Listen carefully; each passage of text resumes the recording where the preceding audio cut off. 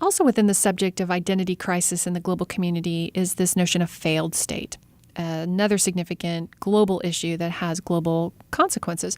So Dr. Cruz, failed states, we tend to understand them as those who have a government that can no longer provide any kind of governance, any kind of political, economic, social, other type of stability within that territory that they are said to govern.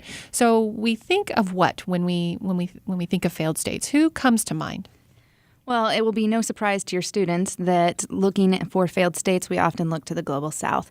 That these, again, as you mentioned, are countries where there's probably a government in place, but it's not very effective. They have been probably corrupted and are not able to provide for your citizens or for their citizens. And when that happens, then you have other groups that come to fill the gap, be these terrorists, be they pirates, be they some sort of other nefarious group that will try to provide for the citizens or take advantage of that space that's been opened. So if we think about some of the countries, Somalia is considered the most failed state, obviously, then we can associate that with piracy, where we've heard a lot about that in the last 5 years or so. We can also think of the Democratic Republic of Congo, a country that has had violence for multiple decades, very severe violence.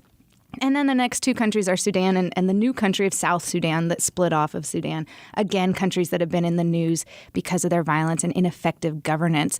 It's very serious, again, because the population is not being taken care of. And this leads to violence, security concerns, health concerns, and in some instances, perhaps environmental concerns as well. And the consequences for others, right? I mean, when you mention piracy, obviously there are countries from around the world that are trying to traverse those waters and are approached by pirates and taken hostage and are dealing with theft. And so there are significant not only internal consequences within that failed state, but certainly outside that failed state. You mentioned safe havens for terrorist organizations, for example, and the impact that has. I mean, we saw that happen in Afghanistan when al-Qaeda was able to operate, with impunity, within the territory of Afghanistan. The government of Afghanistan was not able to prevent that from happening. And so, the goal of this global war on terror has been to try to prevent states from failing so that you don't have this open space, as you put it, for these kinds of consequences. So the question then is, as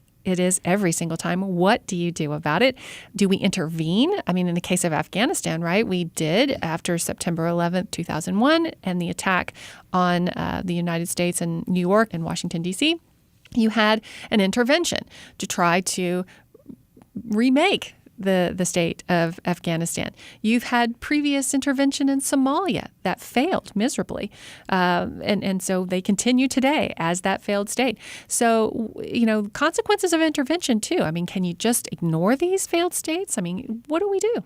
Well, unfortunately, if we look at the failed state index, which is a pretty good gauge of which states are in trouble, there are over 50 states that are considered nearly failed or failed, and that simply would be too many to intervene in. We will intervene in some instances, that, like you mentioned, Afghanistan and Somalia, when there are other things going on, when we see some sort of advantage.